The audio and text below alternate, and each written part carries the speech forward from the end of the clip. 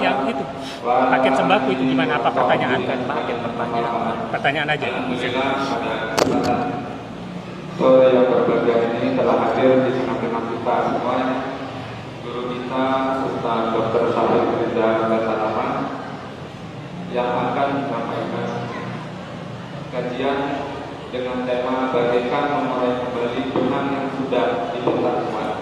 Sebelumnya kami mohon untuk jamaah yang ada di belakang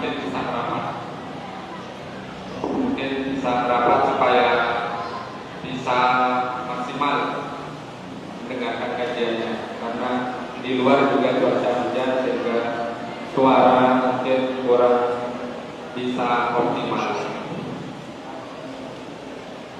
Kami sampaikan bahwa kajian ini terselenggara berkat kerjasama antara Yayasan Rumah Sedekah Bondowoso, Aksi Bersama Yatim ABY, bekerja sama dengan Takmir Masjid Al-Ikhlas Al-Irsyad Bondowoso.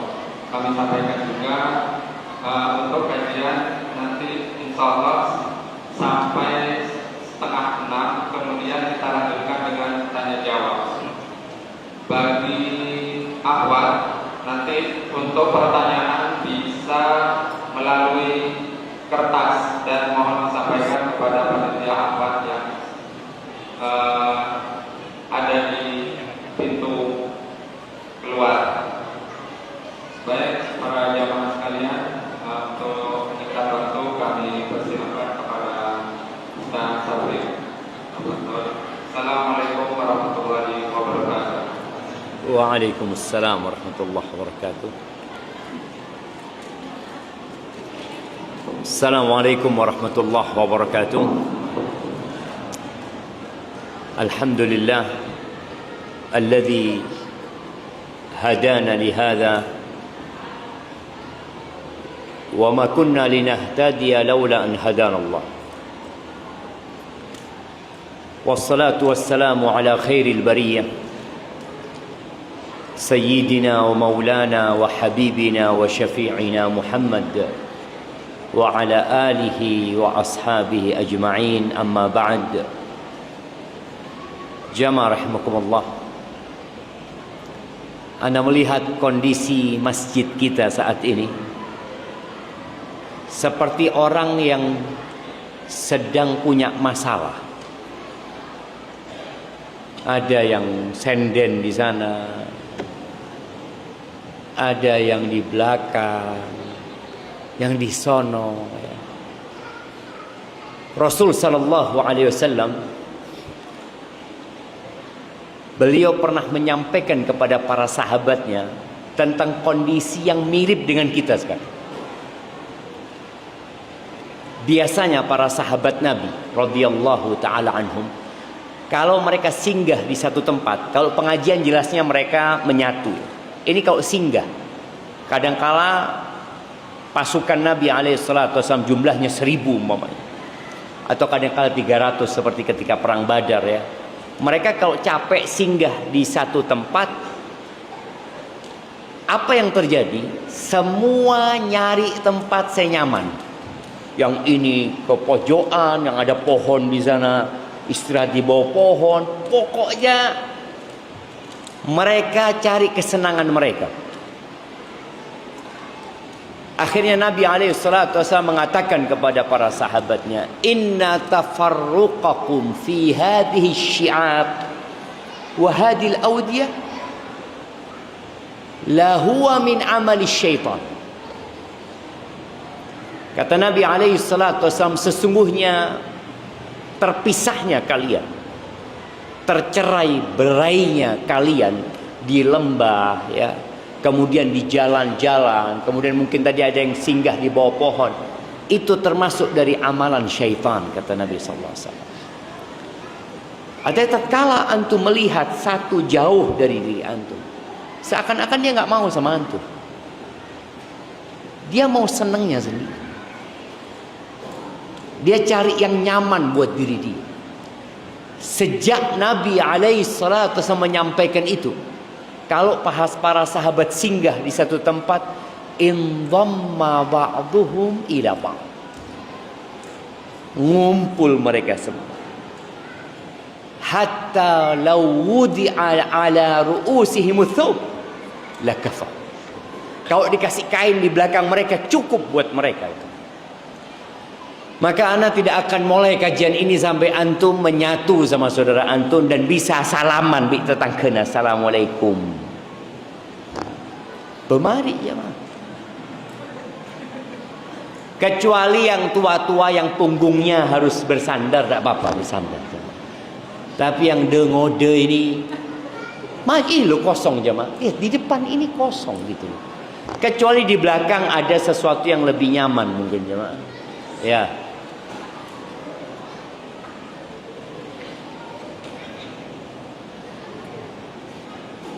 Kemudian antum kenalan sama yang kanan kiri antum, assalaman.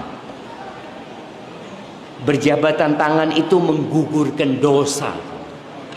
Kalau antum masih belum bisa salaman berarti jauh dari ganjaran. Fadhalu jemaah. Anak akan mulai kajian, benar loh jemaah.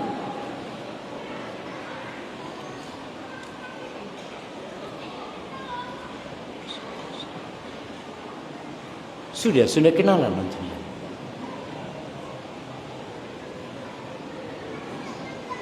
Jemaah, nggak ada gunanya untuk belajar ilmu kalau nggak diamalkan. Wallahi ilmu itu hanya akan jadi balak buat kita kalau kita dapat ilmu tapi tak amal lagi. Sebagian orang nuntut ilmu itu hanya untuk wawasan. Oh iya saya ngerti, saya paham, tapi tak amal lagi. Makanya Quran yang antum baca baru saja, Anda pada baca Quran ya teman-teman ya. Quran tuh bisa jadi yang nuntut antum ke neraka. Kita selalu dengar syafaat. Iya betul. Tapi kata Nabi alaihi salatu wasallam, wal Qur'anu hujjatun laka au alaik. Ada orang yang masuk neraka gara-gara Quran yang dia baca. Dan Quran itu akan memberikan syafaat kepadamu atau akan menjadi penuntutmu yang mengantarkanmu ke neraka. Kenapa? Karena kita ajar, maca, tapi tak amal lagi.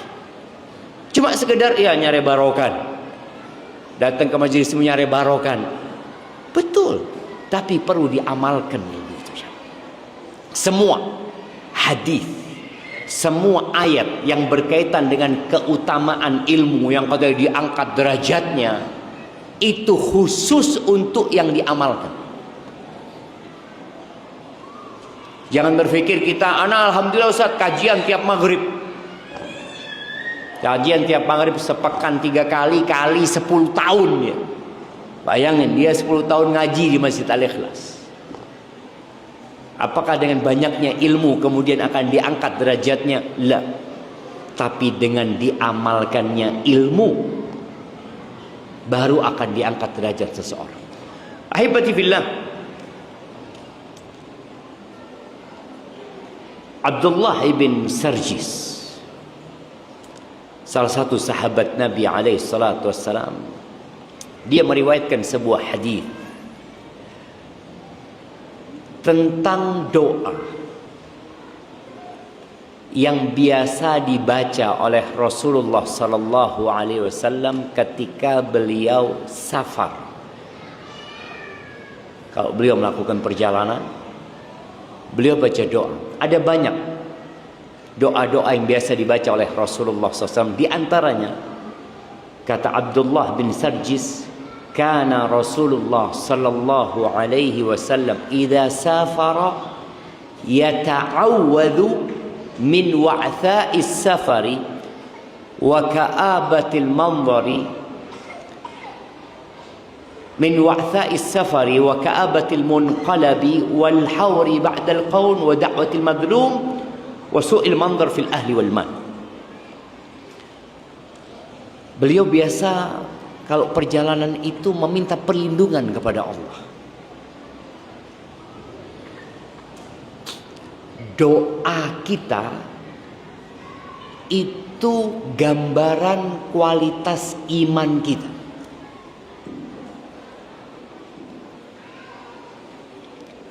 Doa kita itu gambaran kualitas iman kita.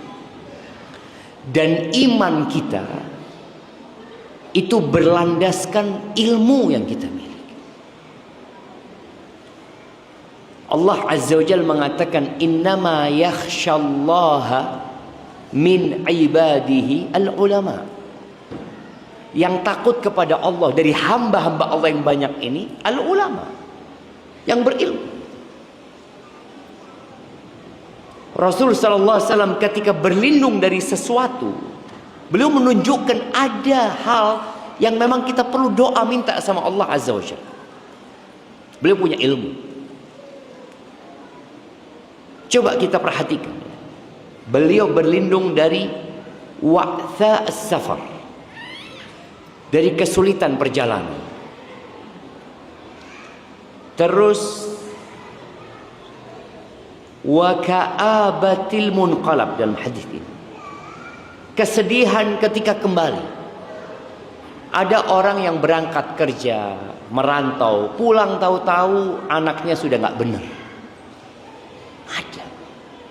Ditinggal sama bapaknya, mengais rezeki. Keluarganya jadi berantakan. Maka beliau berlindung dari kesedihan ketika kembali ke rumah. Kemudian dari al-haur ba'dal kaun. Di riwayat lain al-haur ba'dal kaur. Ini yang berkaitan dengan tema kita hari ini. Berlindung dari berubah menjadi malas beribadah dari yang awalnya istiqomah. Berlindung. Jangan sampai dulu anak ke masjid, terus anak jadi nggak ke masjid sekarang. Dulu anak 1 juz, sekarang nggak 1 juz lagi tiap hari. Dulu anak biasa sholat malam, sekarang enggak. Dulu anak biasa bersedekah, biasa puasa, lalu enggak. Kita perlu berlindung dari ini. Minal hauri ba'dal kaur. Kemudian beliau berlindung dari wa da'watil mazlum, dari doa orang yang kita zalimi. Boleh jadi ada orang-orang dalam kehidupan ini yang kita merasa tidak menzalimin mereka, padahal kita menzalimin mereka, dan doanya orang yang dizalimi mustajab. Boleh jadi penderitaan yang dirasakan oleh sebagian kita saat ini. Saat ini. Kondisi ekonomi yang sulit. Kondisi sosial yang tidak menyenangkan. Boleh jadi sebabnya doa orang-orang yang pernah kita zalimi. Tapi kita nggak merasa menzalimin orang. Maka di sini Nabi SAW berlindung dari dakwatil mazlum. Ada orang yang kita zalimin tapi memaafkan kita. Alhamdulillah. Tapi ada orang yang kita zalimi dan dia terus memohon kepada Allah, ya Allah fulan, ya Allah, mengambil hak anak. Berikan hukuman kepada dia. Kemudian wasu'il manzari fil ahli wal mal, dan berlindung dari pemandangan yang buruk pada keluarga dan harta. Ada orang pulang safar, rumahnya kebakaran, tokonya kebakaran, sawahnya gagal panen, atau dia melihat kondisi anaknya kecelakaan. Ada yang tahu. Dan Allah mampu memberikan semua bencana itu kepada kita. Cuma sebagian kita mungkin selamat dari bencana itu dan tidak merasa perlu berdoa. Karena setiap pulang alhamdulillah keluarganya baik-baik saja, ekonominya lancar, padahal musibah itu boleh jadi menimpa kita. Maka Nabi SAW berlindung di sini minal hauri ba'dal kaur. Berlindung dari keadaan kembali buruk setelah sebelumnya baik. Perempuan yang awalnya pakai jilbab, tahu-tahu lepas jilbab. Kita melihat ada orang yang sudah tobat dari riba, tahu-tahu kembali melakukan riba.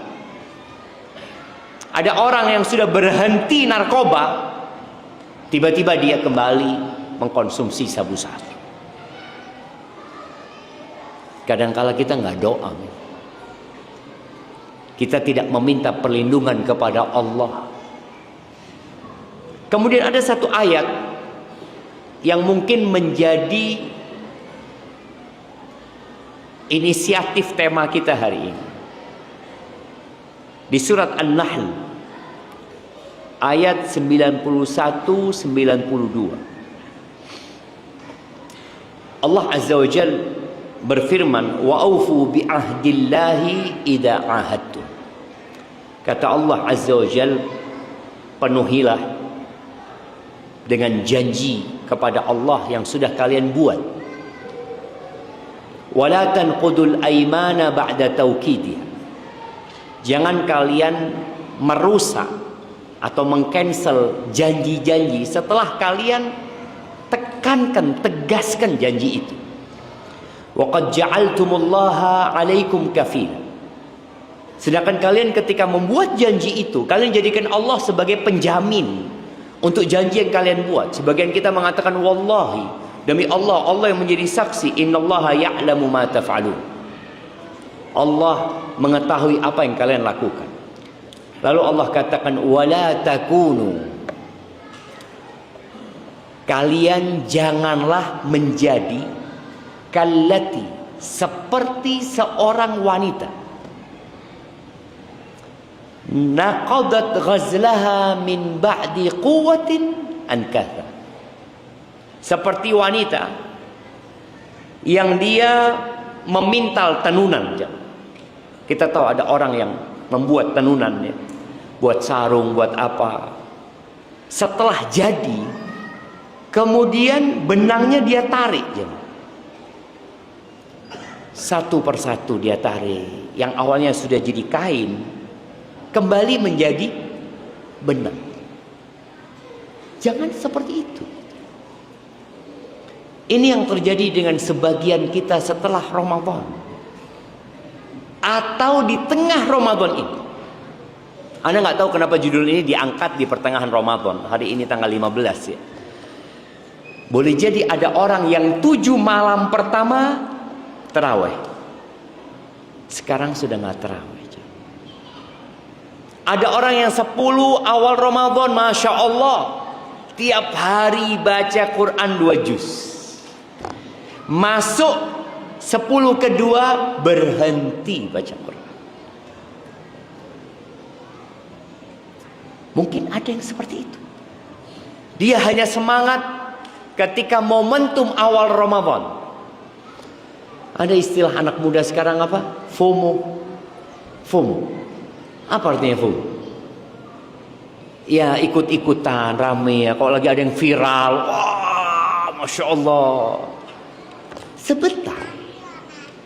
Tapi kalau itu terjadi dengan keimanan kita, masalah. Kalau kita hanya rame di awal Ramadan. Awal Ramadan Masya Allah, sebelum azan di masjid. Pertengahan Ramadan, qomat belum ke masjid. Kok belum selesai Ramadan sudah berubah? Padahal puncak dari Ramadan ini 5 hari lagi gitu. Antum lihat ada orang yang lari maraton 40 km. Dia setatnya itu pelan, santai dia. Tapi ada yang di awal itu sudah sprint lari. Semua disalib sama dia. Dia lupa bahwa jarak tempuhnya 40 kilo. Kalau kau lari cepat-cepat, berapa kilo kau mampu? Mungkin 5 kilo sudah ngos-ngosan dia. Tahu-tahu yang tadi jalan larinya pelan, nyalip dia, melampaui dia, dan terus dia istiqomah. Dan Nabi alaihi salatu wasallam mengatakan khairul amali adwamuhu wa in qalla. Sebaik-baiknya amalan adalah yang berkesinambungan walaupun sedikit. Baik, kalau orang itu dari baik sekali menjadi baik masih diterima jemaah. Ya kita tahu ada nilai ketika kita kuliah atau sekolah. Ini anak-anak yang sedang kuliah, yang sedang sekolah ini tahu ada nilai excellent, mumtaz. Tahu-tahu turun dia jadi baik sekali, atau Apa di bawahnya Excel? Sangat memuaskan, terus baik sekali. A plus jadi A. Kira-kira kalau kita datang ke orang tua mengatakan, ayah alhamdulillah anak turun nilainya dari A plus jadi A biasa, apakah orang tua akan bangga? Ya Allah nak, bismillah lah, mudah-mudahan tahun depan bisa lebih bagus lagi. Tapi kalau dari A plus jadi D, alhamdulillah ayah D, benar alhamdulillah nak. Nah, itu yang bahaya. Ketika turun nilai kita itu menjadi tidak baik. Iman itu naik turun, Pak, kita tahu semuanya lah. Berapa banyak di antara kita kalau lagi malas ibadah, dalilnya apa? Ustaz, iman itu naik turun, Ustaz ya. Sahih, iman itu naik turun. Tapi jangan sampai turunnya itu sampai D tadi, nggak naik. Artinya nggak masuk surga gitu. Kalau kita bicara nanti pada hari akhir, ini nilainya nggak bisa masuk surga. Illa bi rahmatillahi tabaraka wa ta'ala, kecuali Allah mengampuni dia. Tapi sekarang apa saja sebenarnya yang menyebabkan orang yang awalnya istiqomah, yang awalnya baik, yang awalnya berada di shaf pertama, tahu-tahu jadi masbuk? Awalnya di shaf pertama, tahu-tahu nggak ke masjid. Apa penyebabnya? Ada banyak penyebabnya. Dan harapan anak akan sebutkan beberapa penyebab, atau yang paling penting dari penyebab-penyebab tersebut kita ingat, lalu kita lakukan refleksi sama diri kita. Kita lakukan muhasabah. Iya, kayaknya karena yang ini ya. Yang pertama, riya, sum'ah dan ujub. Artinya lawan dari keikhlasan. Ada orang yang pamer dengan ibadah. Jadi selama ini kita baik, ada unsur pamer gitu sama orang. Ingin pujian, ingin sanjungan, dan merasa sudah baik. Orang yang merasa sudah baik ini kalau dikasih nasihat biasanya nggak mau. Kalau dikatakan ittaqillah, akhadhathul izzatu bil itsm. Kalau diingatkan bertakwalah engkau kepada Allah Azza wa Jalla, emangnya anda belum bertakwa? Ada orang yang anti nasihat, dan biasanya kondisi orang ini hatinya bermasalah. Kita tahu yang menjadi korek api neraka, siapa? Orang-orang soleh semua. Semuanya orang baik. Boleh jadi 3 orang ini sholatnya selalu di shaf pertama. Alimun wa qari'ul Quran wa syahid wa jawad. Yang pertama ustadz jadi koreknya. Ustadz, orang yang alim, yang berilmu, yang hafal Al-Quran. Bukan ustadz setengah-setengah ini. Ini ustadz beneran. Tapi ternyata dia riya dengan semuanya. Maka neraka tempatnya dia. Dia menjual agama untuk mendapatkan pujian dan sanjungan dari masyarakat. Yang kedua, orang yang mati syahid. Kalau ngomong jihad, masuk perang di jalan Allah, mati masuk neraka. Mati di medan perang. Gara-gara niatnya untuk mendapatkan pujian lagi. Yang ketiga, orang kaya. Orang kaya, bukan orang miskin yang dermawan. Ini jawad, yang Allah kasih banyak nikmat sama dia. Ketika dia disidang, Allah tanya, kenapa yang kau lakukan dengan nikmat-nikmat yang aku limpahkan kepadamu? Orang ini mengatakan, ma min sabilin tuhibbu an yunfaqa fihi illa anfaqtu fihi lah. Tidak ada satupun jalan kebaikan yang engkau suka, nikmat yang kau berikan diinfakkan ke sana ya Allah, kecuali aku sudah berinfak di sana. Laka, lillahi ta'ala. Maka akhirnya orang ini, na'udzubillah, dimasukkan ke dalam api neraka karena sebenarnya niatnya dia hanya untuk mendapatkan pujian dan sanjungan. Dan biasanya orang yang seperti ini matinya su'ul khotimah. Tadi setelah istiqomah tahu-tahu jadi nggak istiqomah. Kadang-kadang orang nggak tahu, yang tahu keluarganya kadang-kadang, atau keluarganya pun nggak tahu, karena dia pandai menyembunyikan niat itu. Dan yang paling ditakutkan oleh Nabi alaihi salatu wassalam, akhwaf ma akhafu alaikum asyirk al-asghar. Yang paling aku khawatirkan atas kalian adalah syirik yang terkecil ini. Qalu wa ma syirkul asghar ya Rasulullah? Apa syirik kecil itu ya Rasulullah? Ar-riya. Riya aja. Disebutkan dalam riwayat lain al-khafi, yang tersembunyi. Maka tolong sering-sering kita itu bermuhasabah tentang niat kita. Anak kenapa sih sholat? Anak kenapa sih puasa? Anak kenapa sedekah? Anak kenapa baca Quran? Ada cerita seorang yang membaca Al-Quran, kemudian dia bermimpi. Tidur dia setelah baca Quran, dia mimpi. Dalam catatan dia ketika dihisap, ada catatan kebaikan kecuali beberapa ayat. Loh, dia tanya, kenapa ini kok tidak dicatat kebaikan buat aku? Padahal baca Quran itu satu huruf 10 kebaikan, nanti yang dilipat gandakan 1 jadi 10. Satu ayat lebih baik dari seekor onta. Ketika dia dihisap, dia heran, kenapa yang ayat-ayat ini tidak masuk dalam catatan? Iya, ketika engkau baca ayat itu, engkau keraskan suaramu dalam rangka riya. Jadi boleh jadi kita baca satu lembar itu ada yang riya bisa, atau boleh jadi semuanya riya. Ingat, an-naqid basir.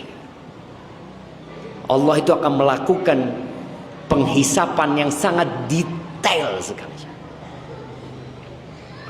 Jadi imam juga mungkin dia baca ayat pertama, kedua, ketiga ikhlas, tapi tahu-tahu di ayat keempat dia indahkan suaranya dengan harapan mendapatkan pujian. Mengindahkan suara dalam membaca Al-Quran itu termasuk perbuatan yang disyariatkan. Boleh ya, para imam itu ketika jadi imam suaranya diindahkan boleh, tapi niatnya tetap harus benar. Karena Abu Musa al-Ash'ari, dia pernah sholat, suaranya didengar sama Nabi SAW. Lalu keesokan harinya cerita Nabi SAW, engkau telah dikasih mizmaran min mazamiri Ali Daud. Aku tadi malam dengarkan bacaanmu. Kata Nabi SAW. Apa kata sahabat ini? Lau araftu ya Rasulullah, kalau aku tahu engkau mendengarkan, la habbartu laka tahbiran, aku akan lebih indahkan lagi bacaanmu untuk engkau ya Rasul. Jadi mengindahkan bacaan itu tidak selalu riya, bahkan boleh jadi disyariatkan supaya yang mendengar bacaan itu semakin tersentuh dengan ayat-ayat yang dibaca, tapi niatnya tetap lillahi ta'ala. Kemudian yang kedua yang menyebabkan orang yang dulunya baik kemudian jadi buruk, ya, yang hijrah kemudian balik lagi kepada masa lalu yang kelam, dzunubul khalawat, dosa-dosa tersembunyi ketika kita sendirian. Karena ada orang, ini ada hubungannya dengan yang pertama, ya. Ada orang-orang yang di luar kelihatan baik, tapi tatkala dia tutup pintu kamarnya, tatkala dia punya kesempatan untuk berbuat dosa, tanpa ada satupun manusia yang melihat, dia di situ tidak peduli. Ada orang berbuat dosa menyesal, tapi ada orang berbuat dosa jadi kebiasaan dosa itu. Ada kondisi orang berbuat dosa itu karena syahwat. Dorongan syahwat dia berbuat dosa. Tapi ada fase di mana dosa itu jadi tradisi dan budaya dia. Ketika dia berbuat dosa nggak ada perasaan berat, dia takut sama Allah, kemudian beristighfar. Hati-hati dengan dosa yang tersembunyi ini. Dosa ketika kita sendirian. Nabi SAW pernah mengatakan, la'a'lamanna aqwaman min ummati. Aku akan benar-benar tahu ya, orang-orang dari umatku. Ya'tuna yaumal qiyamati. Dia datang pada hari kiamat bihasanatin amthal jibal tihama bidha. Dia membawa amal soleh seperti gunung-gunung Tihama putih amalan jannah. Fayaj'aluha Allahu haba'an manthur. Lalu itu amalan yang banyak sekali Allah jadikan seperti debu yang berterbangan. Nabi SAW ditanya sama para sahabat, sifhum lana ya Rasulullah, jallihim lana. Tolong kau jelaskan buat kami ya Rasulullah, siapa mereka? Orang baik, bawa kebaikan banyak, tapi ternyata jadi debu. Ketika mau ditimbang, nggak ada yang mau ditimbang. Siapa mereka ya Rasulullah? Supaya kami nggak jadi mereka. Mereka qaumun min jildatikum. Mereka seperti kalian. Ya'khuduna minal lail kama ta'khudun. Mereka sholat malam seperti kalian sholat malam. Mereka orang baik. Lakinnahum idza khalau bi maharimillah intahaku. Tapi tatkala mereka sendirian, mereka langgar larangan-larangan Allah tanpa peduli. Maka kalau kita terjebak dalam dosa, cepat bertobat. Sebelum hati kita menjadi gelap, kemudian tertutup nanti. Yang ketika dikasih nasihat nggak mau lagi. Kemudian yang ketiga, yang menyebabkan orang yang dulunya baik kemudian jadi kembali buruk, suka membicarakan kehormatan orang lain. Ghibah. Ghibah. Bapak-bapak, ibu-ibu ya, mungkin khususnya ibu-ibu.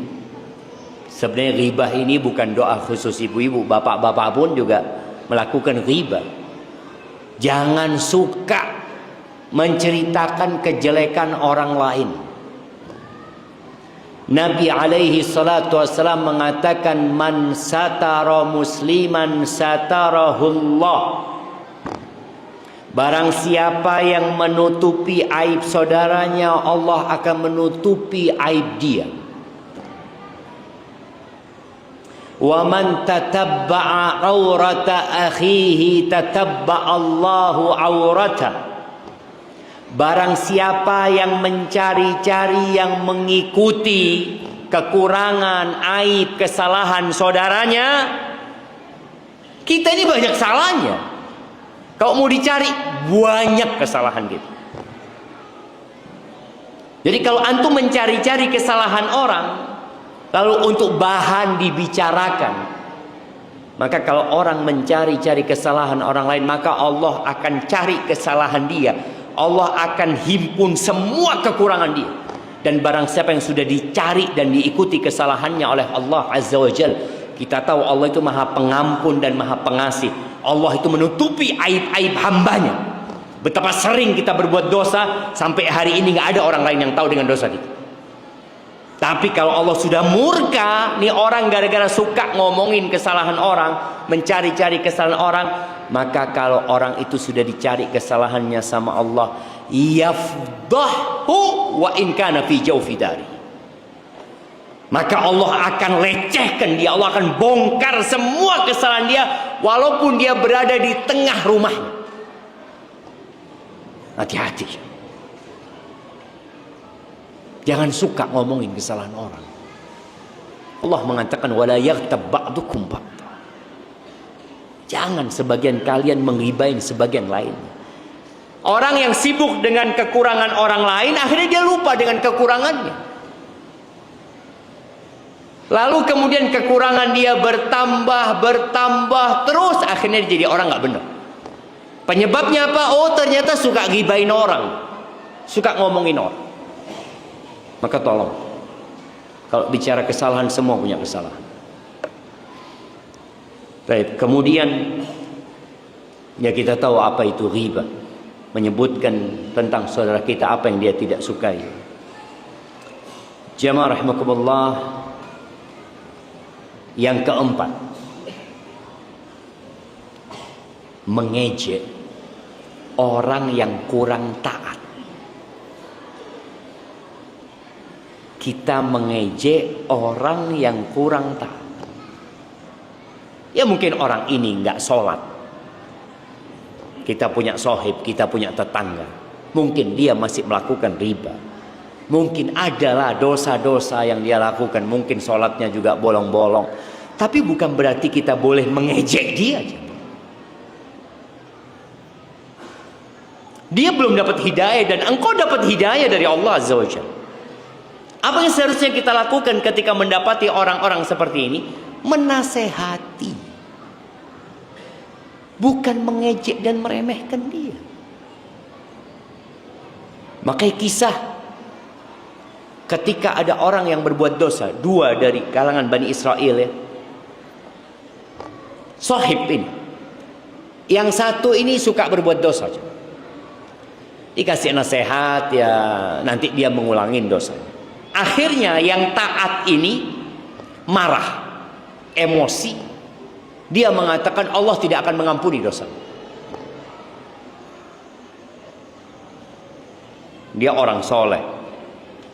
Dia orang yang baik, yang banyak ketaatan dan ibadahnya. Tapi gara-gara omongan dia ini, Allah murka sama orang ini.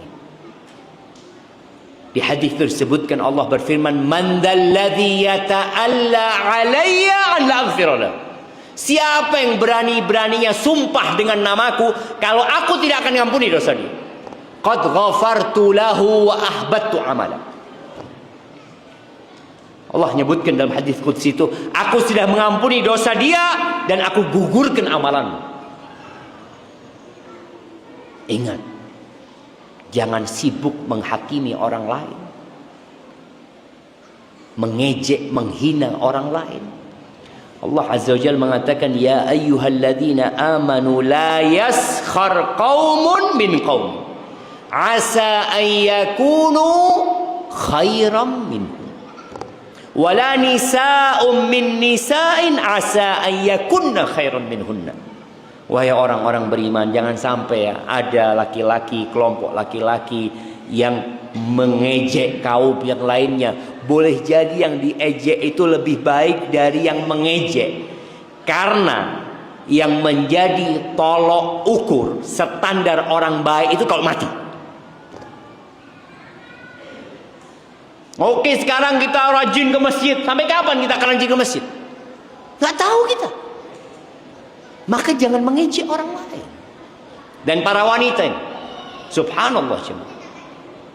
Biasanya setiap ayat yang panggilannya untuk ya ayyuhalladzina amanu itu laki dan perempuan masuk. Secara umum masuk. Tapi di ayat ini Allah khususkan buat wanita juga. Wala nisaun. Dan jangan pula wanita-wanita itu mengejek saudari-saudarinya yang lainnya. Boleh jadi yang diejek masuk surga lebih dulu daripada engkau. Boleh jadi dia lebih baik dari dirimu. Mungkin dia punya amalan yang tersembunyi yang dengannya Allah mengangkat derajatnya. Dan akhirnya kita gara-gara mengejek orang lain yang awalnya kita istiqomah jadi hilang istiqomah. Kita jadi buruk. Makanya Syekh bin Baz rahimahullahu ta'ala pernah ditanya, apa sih Syekh penyebabnya orang yang awalnya istiqomah tahu-tahu berubah dan menyimpang hidup? Belum menyebutkan boleh jadi dia pernah mengejek orang lain. Akhirnya dia diuji dengan yang diejek. Hati-hati dengan lisan kita. Jangan ribain, jangan mengejek. Agar Allah menjaga nikmat yang Allah berikan kepada kita. Kemudian yang kelima, dan ini yang terakhir dalam kajian kita kali ini, tidak bersyukur atas nikmat hidayah. Sebagian kita itu masih merasa terbebani dengan hidayah itu. Sebagian kita yang hijrah dari dunia yang kelam, kemudian dia sudah rajin ke masjid, rajin sholat malam, tapi gara-gara masalah ekonomi dia masih sering merintih dan mengadu, seakan-akan Allah nggak ngasih kebaikan buat dia. Wallah, 2 rakaat sebelum subuh yang sekarang dia kerjakan, yang mungkin puluhan tahun dia tidak pernah mengerjakan, itu lebih baik dari dunia dan isinya. Kita bisa rakaatul fajr, kita bisa sholat 2 rakaat sebelum subuh, itu nikmat loh. Tapi sebagian kita nikmat hidayah ini nggak disyukuri. Dia fulus, yang dia pikir fulus, harta, kenyamanan dunia. Sedangkan nikmat hidayah dia tidak syukur. Bahkan dia merasa seharusnya Allah kasih aku ini. Aku kan sudah taat ke masjid. Kenapa kok masih susah ekonomiku? Engkau taat ke masjid itu nikmat dari Allah Azza wa Jalla yang dulunya engkau nggak pernah ke masjid. Rasulullah sallallahu alaihi wasallam, bagaimana beliau mensyukuri nikmat hidayah, ya. Nikmat Islam, nikmat iman, wahyu yang Allah berikan. Beliau itu sholat sampai bengkak kakinya. Bagaimana Aisyah radhiyallahu taala anha bertanya, "Ya Rasulullah, qad ghafarallahu laka ma taqaddama min dzambika wa ma ta'akhkhar." Ya Rasulullah, udah selesai ya Rasulullah. Kita semua cari ampunan. Engkau sudah diampuni dosamu yang lalu dan yang akan datang. Terus kenapa engkau masih harus capek-capek seperti ini? Afala akun abdan syakur. Ya ini dikasih nikmat sama Allah. Apa tidak seharusnya aku menjadi hamba yang bersyukur? Maka kita dikasih nikmat hidayah, tolong disyukuri. Disyukurin dengan lisan, perbanyak tahmid. Disyukurin dengan hati, mengakui ini nikmat yang paling agung di antara semua nikmat yang Allah berikan kepada kita. Al-mal, harta, was-sihha, wal-afiyah, wal-aman. Ini nikmat yang paling agung Allah. Kita mengakui dari dalam hati kita bahwa nikmat yang paling agung, nikmat hidayah. Antum bisa ke masjid sekarang. Entah 10 tahun yang lalu apakah antum ke masjid? Mungkin enggak. Anak bisa, alhamdulillah Ustaz, sekarang Ustaz. Anak bisa sekarang hatam Quran. Padahal ketika anak muda, anak sehat, kuat, anak nggak pernah hatam Quran. Sekarang anak bisa. Maka kita perlu bersyukur dan syukuri dengan raga kita. Salah satunya dengan sholat malam sampai bengkak kaki. Masjid Al-Ikhlas ini, sholat tarawehnya 1 rakaat berapa juz? Nah, jamaah berapa juz? 1 rakaat berapa juz? Di sini berapa rakaat sholatnya? 11 rakaat berapa juz? Sampai 1 juz? Rasul sallallahu alaihi wasallam 1 rakaat baca Al-Baqarah, An-Nisa, Ali Imran 5 juz lebih. 1 rakaat. Itu yang sudah diampuni dosanya, yang lalu dan akan datang.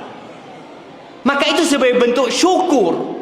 Jadi kita nambah rakaat kita atau nambah bacaan kita sebagai bentuk syukur. Maka tolong syukuri nikmat hidayah ini. Jadi antum sudah dikasih hidayah sama Allah, syukuri. Jangan kemudian diremehkan nikmat itu. Dan sebagai penutup, banyak-banyak baca doa, ya muqallibal qulub, tsabbit qalbi ala dinik. Rabbana la tuzigh qulubana ba'da idh hadaitana wa hab lana min ladunka rahmah innaka antal wahhab. Barakallahu fiik. Itu mungkin yang dapat Anda sampaikan, kurang lebihnya mohon maaf. Baik. Kalau mungkin Katanya akan ada kuis.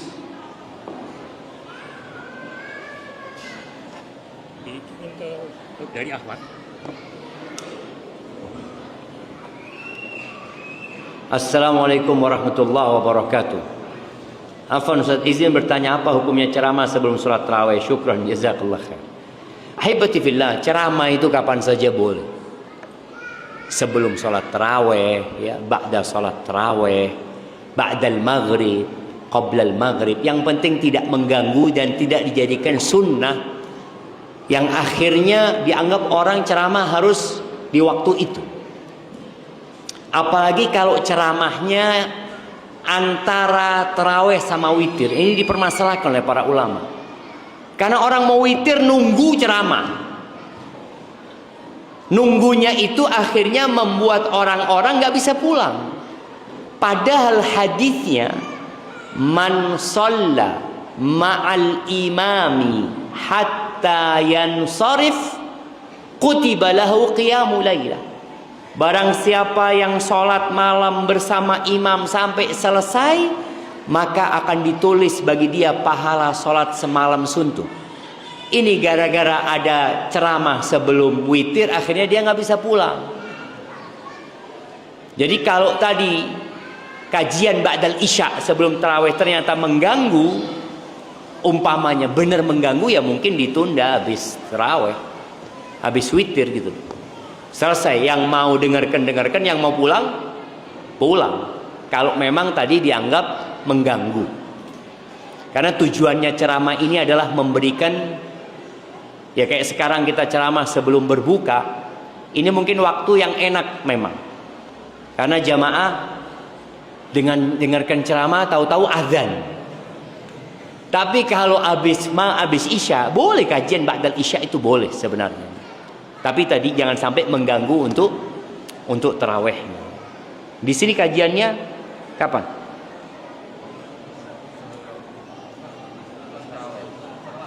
Setelah witir. Setelah sholat isya gitu.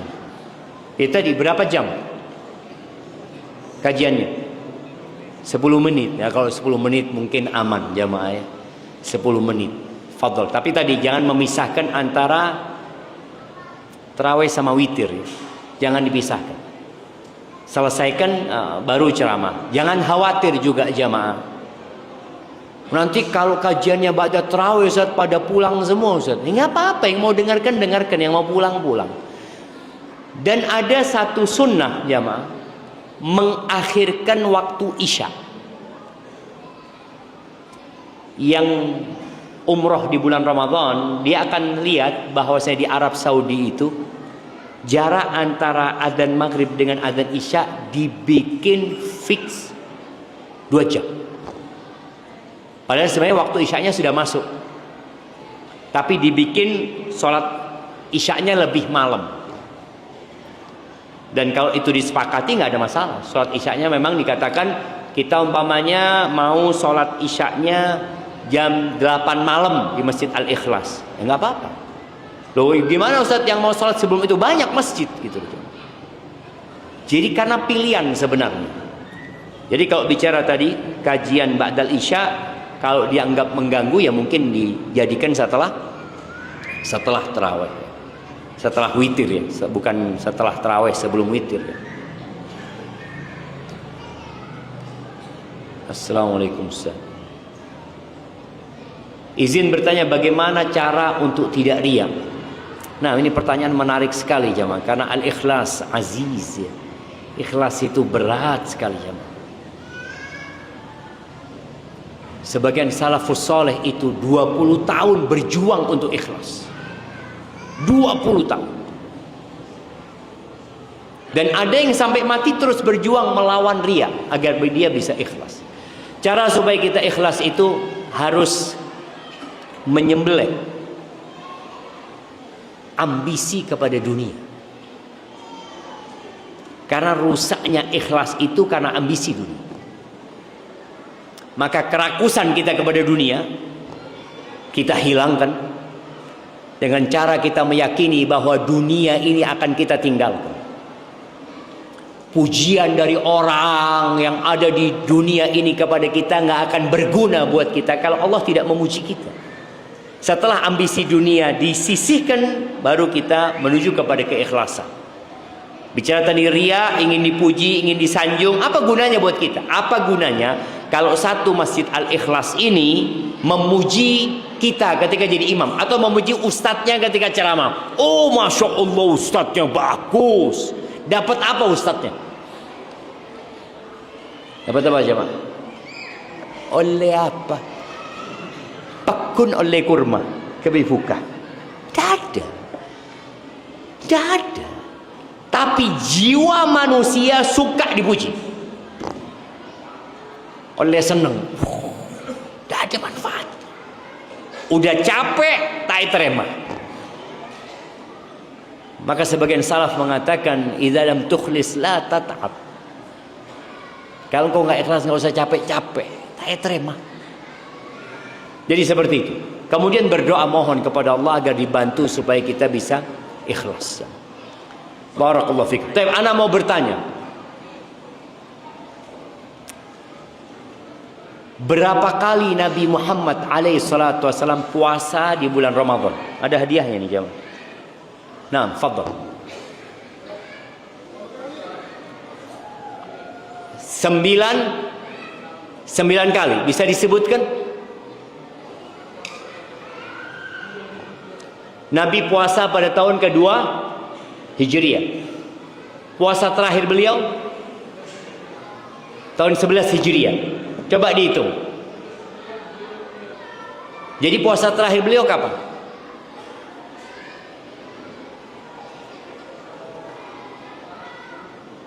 Sepuluh apa 11? Beliau meninggal tahun 11. Gak puasa di tahun 11. Kasihkan hadiahnya jangan nggak apa-apa. Iya, beliau meninggal tahun 11 di bulan Rabiul Awal. Jadi sebelum Ramadan tahun 11, beliau puasa tahun kedua, ketiga, keempat, kelima, keenam, ketujuh, ke-8, ke-9, ke-10. Jadi 9 kali beliau berpuasa Ramadan. Tapi pertanyaan kedua,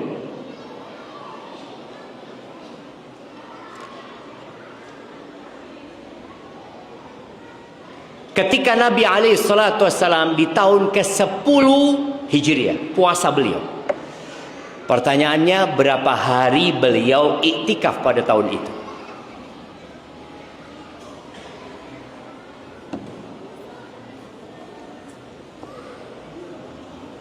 Berapa hari? 9 hari. Taib. Ada yang lainnya? Jangan. Berapa? 10 hari. Ada yang lainnya? 20 hari. Kasihkan hadiahnya buat 20 hari. Beliau iktikaf 20 hari jam. Beliau sudah mau meninggal. Maka disebutkan beliau tahu dengan ajal yang sudah mendekat. Beliau puasanya iktikafnya 20 hari. Maka di akhir juga Ramadan beliau setoran Qur'annya sama Jibril 2 kali.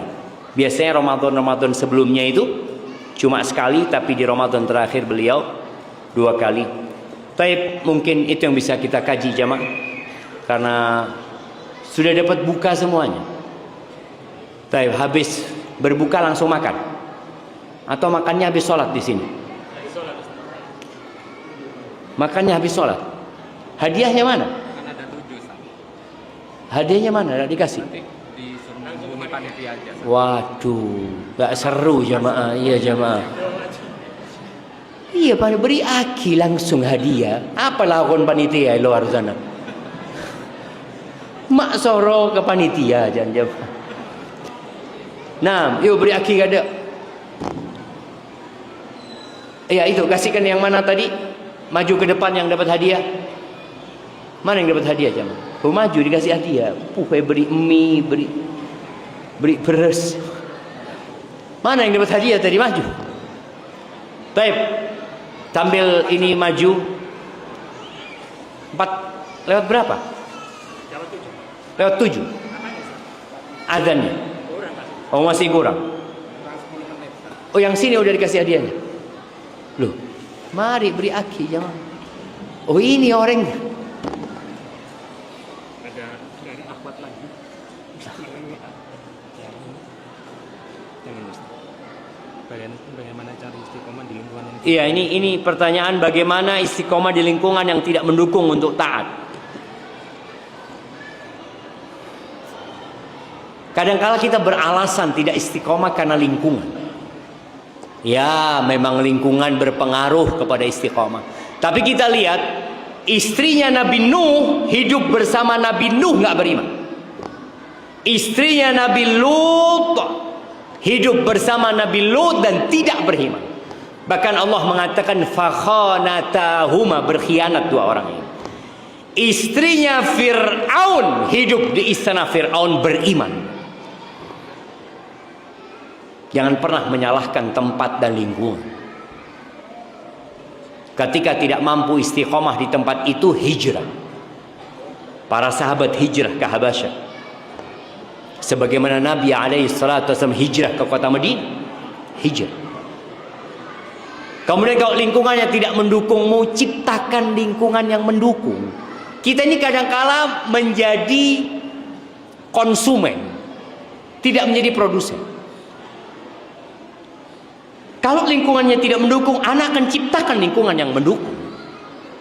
Sebagian orang, ustaz, di tempat kami tidak ada sekolah yang mengajarkan sunnah. Bikin sekolahan. Jangan nunggu tidak ada. Kalau tidak ada berarti ini kesempatan, peluang secara bisnis menghasilkan uang. Kalau bicara bikin sekolahnya.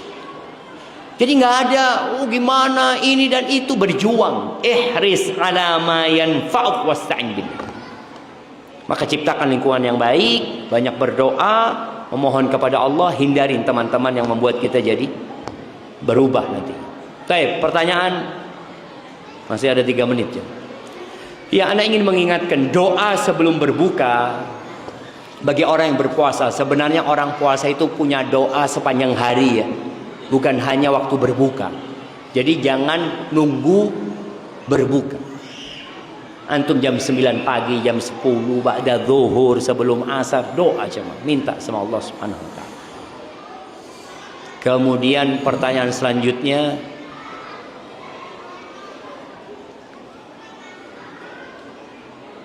sebutkan malam ganjil yang di dalamnya ada Lailatul Qadar.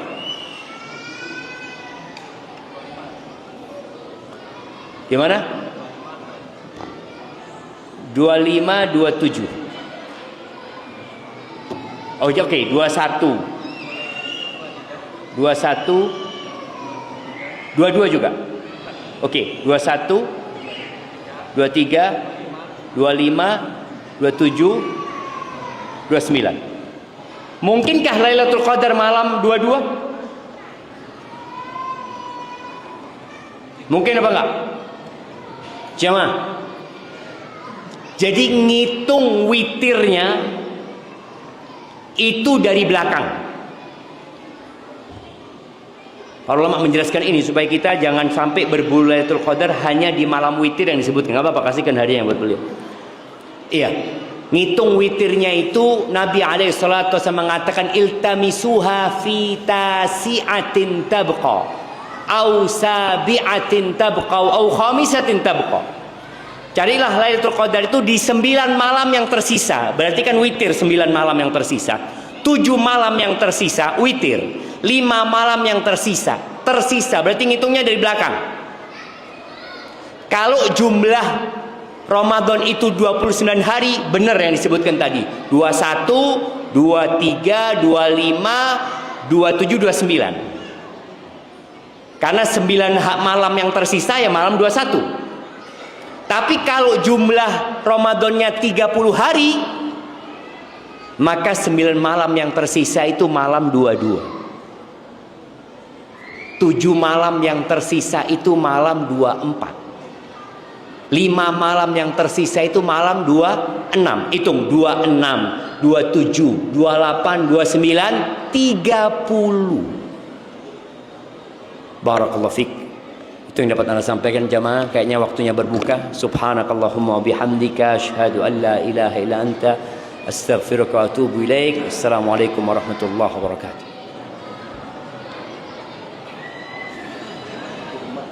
Ini Ustaz, kasih kami. Mana nih? Pak, bikin kurmanya. Kurmanya yang bikin.